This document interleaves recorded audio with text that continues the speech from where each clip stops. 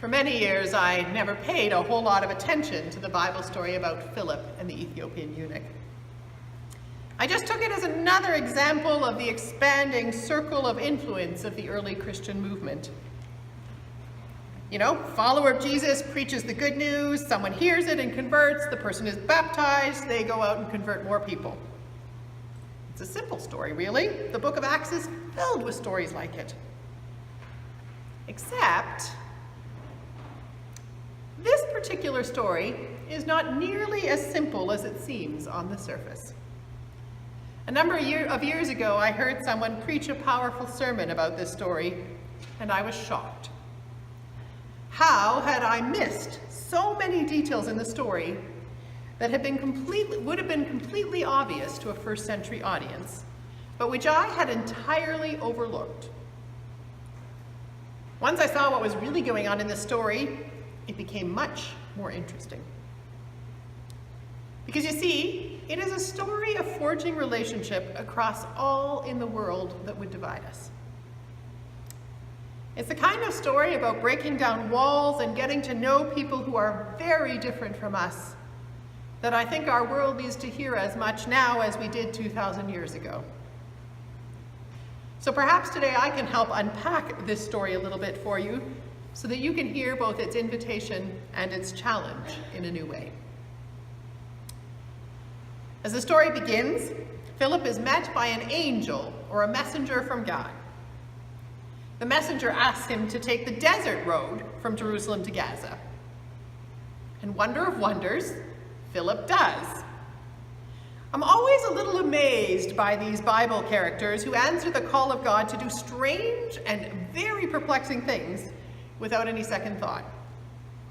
Or maybe we just don't hear the second thought. Maybe there's a longer conversation with the angel about, okay, so the desert road, is there a reason for the desert road? Can't I take the freeway?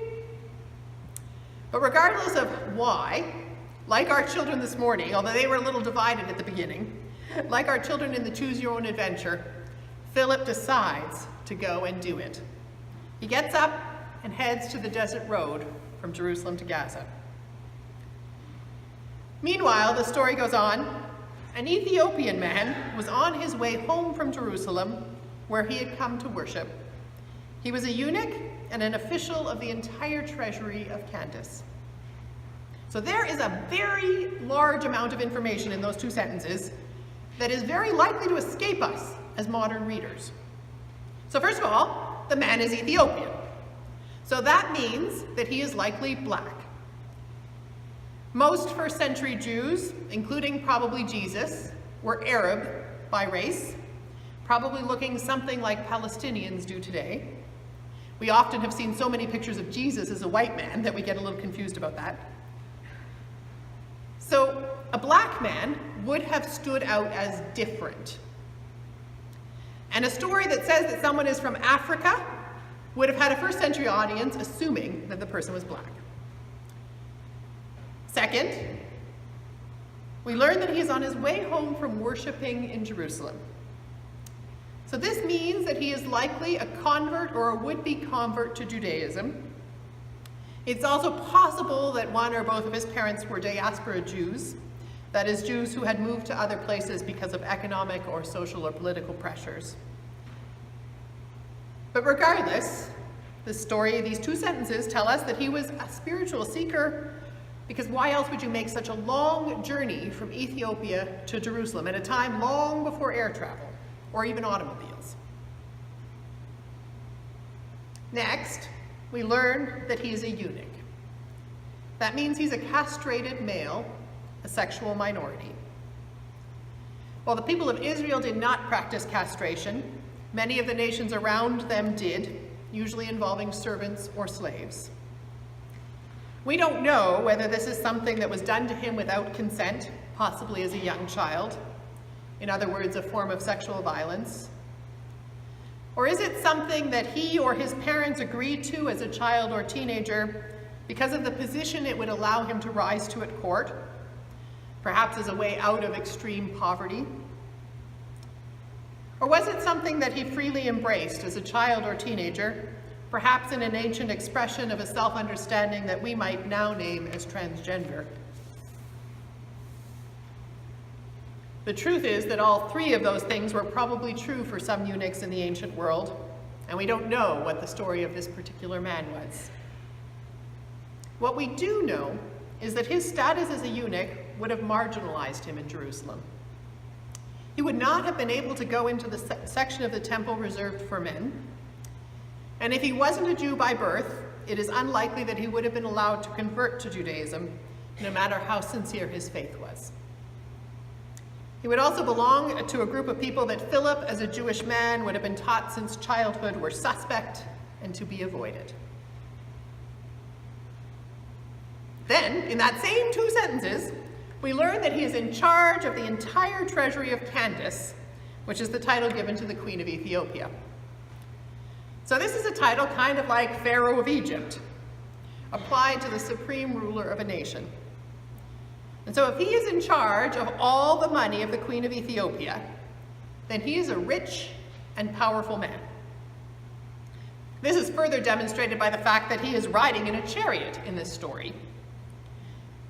And what we don't add when we hear riding in a chariot, but he also likely had quite the entourage around him. Servants, possibly bodyguards, pack wagons, etc. This was not one little vehicle.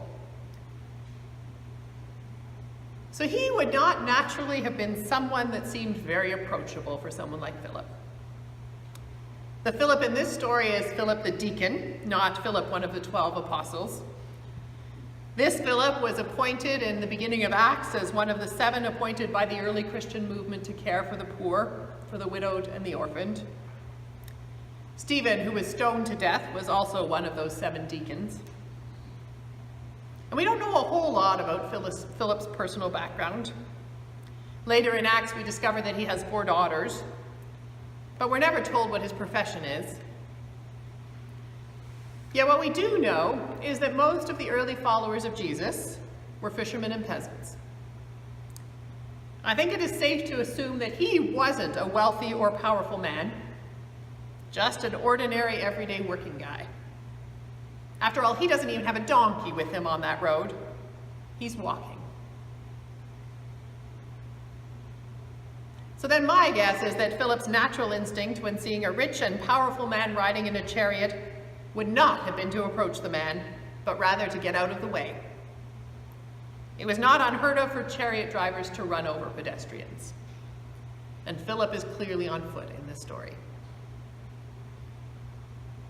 But no, instead of stepping off the road to make way for the chariot, Philip runs alongside it.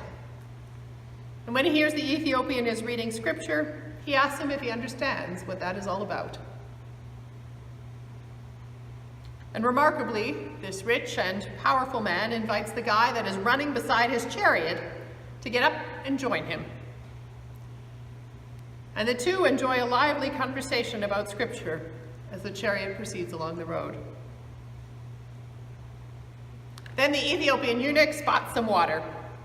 Now, if you're like me, you might picture a lovely lake or a babbling brook.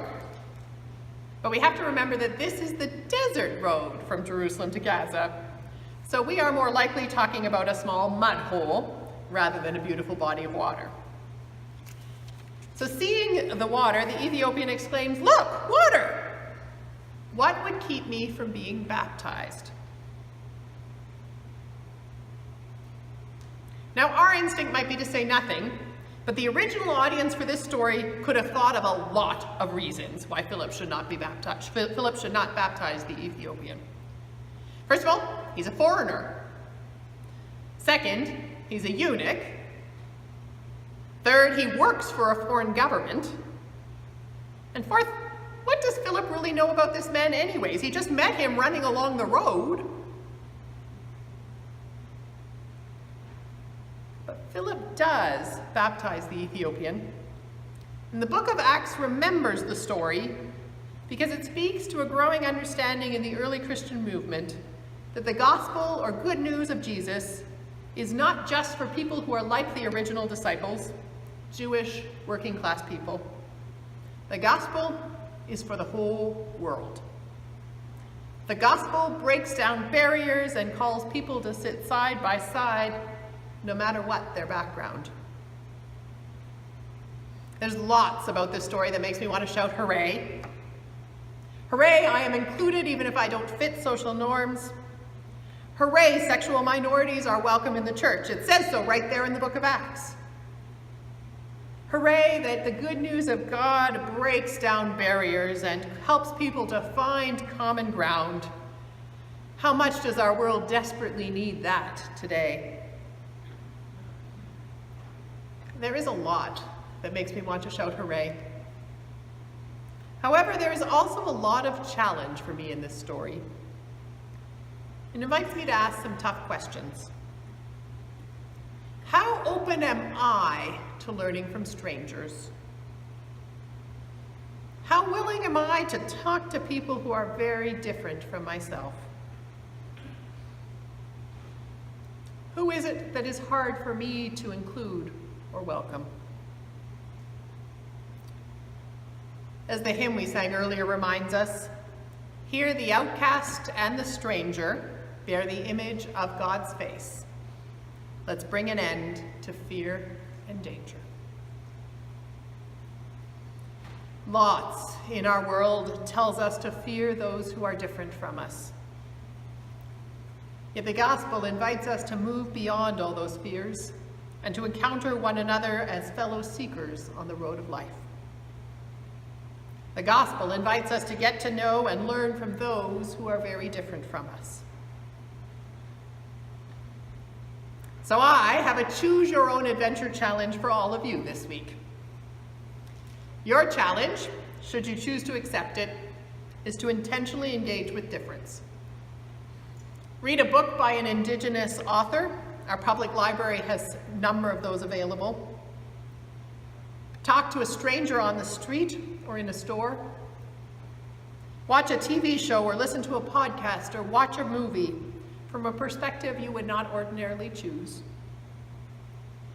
Reach out to someone you've had a disagreement with and ask for a conversation where you listen, simply to understand better their perspective, rather than to try and convince them of your own. Go to a part of town you never visit and take a walk.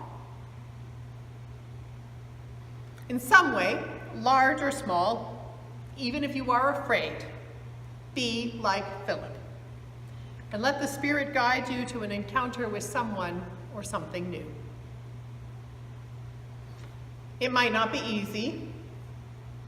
It probably won't be comfortable. But I am also absolutely convinced that you will find God there. May it be so.